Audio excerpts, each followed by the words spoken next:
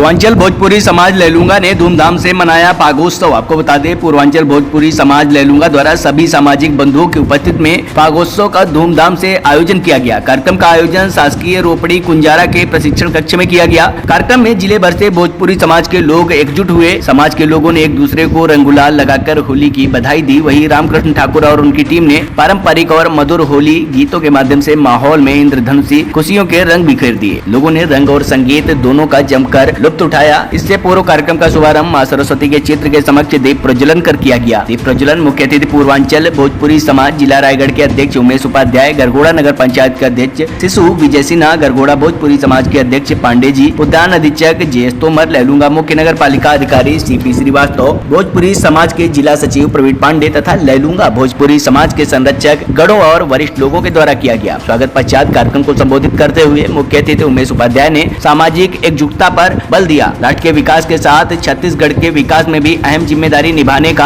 आह्वान समाज के लोगों से किया। और नगर पंचायत गरगोड़ा के अध्यक्ष शिशु विजय सिन्हा ने अपने संबोधन में कहा कि समाज के लोगों में जागरूकता लाना, एकता, प्रेम, भाईचारा के साथ एक दूसरे के प्रति सहयोग और समर्पण की भावना पैदा करना समाज का उद्देश्य है। वही उद्यान अधीक्षक जे तोमर ने कर्मभूमि के प्रति समर्पण और छत्तीसगढ़ के विकास में योगदान देने का आह्वान लोगों से किया। टी1 इंडिया न्यूज के लिए लैलूंगा से चंद्रशेखर जायसवाल की रिपोर्ट।